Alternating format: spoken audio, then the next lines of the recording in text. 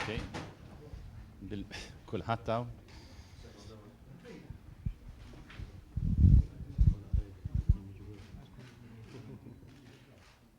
Okay, sinjuri, kulħadd, okay. Mela, għadha kemm spiċċat is-seduta, il-mozzjoni li ppreżentat l-oppożizzjoni m'għaddietx bil-casting vote tal-Speaker. Mela l-ewwel punt importanti huwa li l-mozzjoni tal-oppożizzjoni m'għaddietx u fi proċess demokratiku fir-regoli parlamentari dik ifisser illi il-proposta tal-oppożizzjoni ma rnexxilix iġġib l-appoġġ tal-maġġoranza tad-deputati tal-Kamra. It-tieni punt.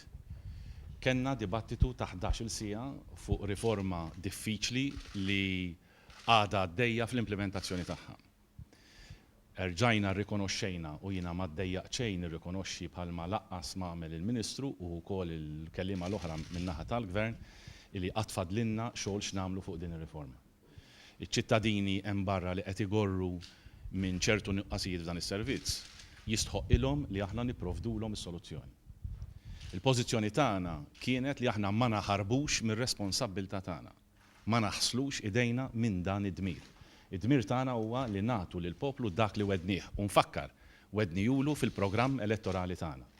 Hija għal din raġuni illi l-konklużjoni ta' dan id-dibattitu hi determinazzjoni ikbar minn qabel li din ir-riforma narawha titwettaq u jkollha suċċess sal-aħħar punt tagħha. Tielet punt.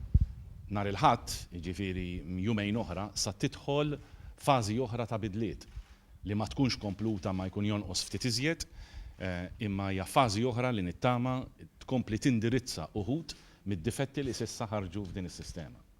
Waqt li ngħid dan kollu rrid nenfasizza wkoll li s-sistema u r-riforma tat trasport pubbliku diġà ġabet bidliet radikali kbar.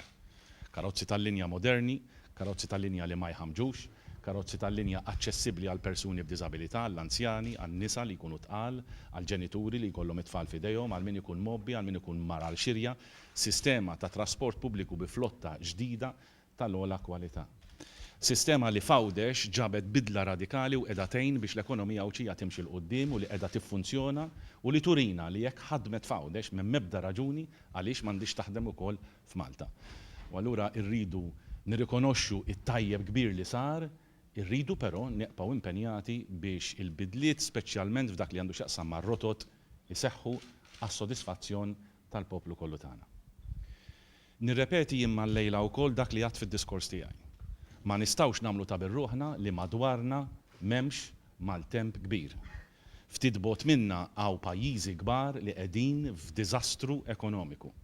Bħalissa waqt li qed nitkellem jien għaddej vot ta' fiduċja fil-Gvern Grieg mhux għaliex għandu problema ta' trasport pubbliku, imma x'għandu problema enormi illi bis-saħħa tagħha dik il-problema jista' jkun hemm impatt ħażin ħafna fuq l-ekonomija sħiħa Ewropea. Mela jiena l-ewwel dover tiegħi u iva li nara illi weda elettorali tagħna nimpenjawha, nimplementawha, ġifieri riforma tat trasport pubbliku, imma għandi dover ikbar minn hekk. Id-dover li lil dal-pajjiż inħallih stabbli biex ikun jista' jirbaħ dal-mewġ ekonomiku kif irnexxinna nagħmlu sissa.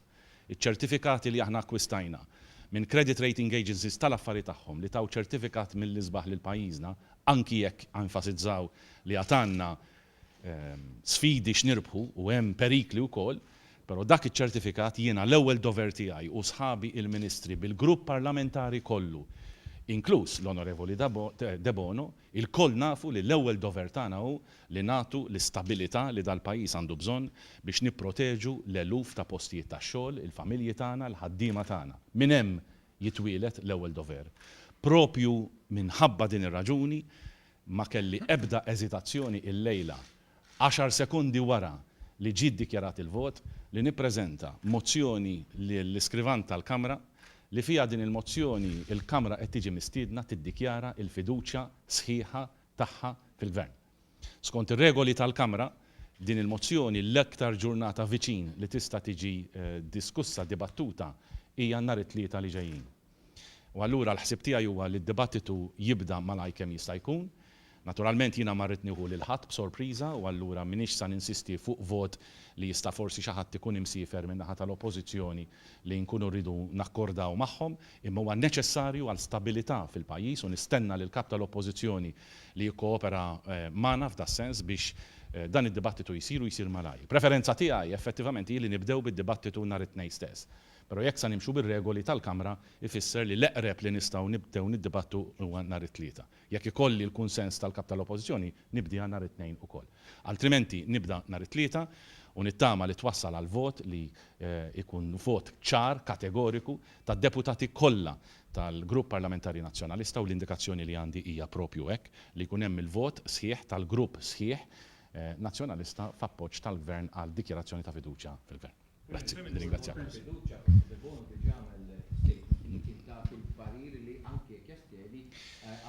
Ma rridx nagħmlu spekulazzjonijiet, jiena vera nikkonferma li l-Onorevoli De Bono għamel dikjarazzjoni mhux darba biss, diversi drabi inkluż fl-laqgħat tal-Eżekuttiv fej qal li f'każ ta' vot ta' fiduċja u jivvota favur il-Gvern.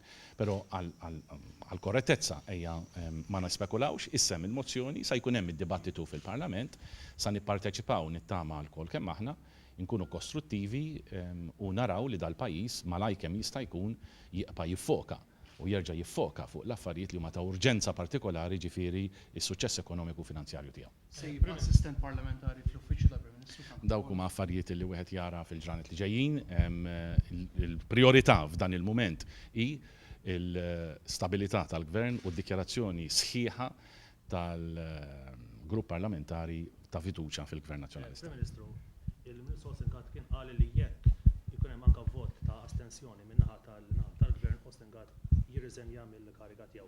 X'inhi l-pożizzjoni tiegħek? Ma jidhirlix li l-Ministru Ostengat għalhekk, però l-kwistjoni issa l-Ministru Ostengat jaf li għandu l-fiduċja tiegħi tal-Cabinet għandu wkoll il-pożizzjoni ta' mozzjoni tal-Oppożizzjoni li m'għaddiċ. U dak il-fatt f'proċess purament demokratiku ħalli niftehmu ħalli nkunu ċari. F'din leġislatura stess ġa kellna 3 okkażjonijiet fejn kellu jingħata l-casting vote tal-Speaker.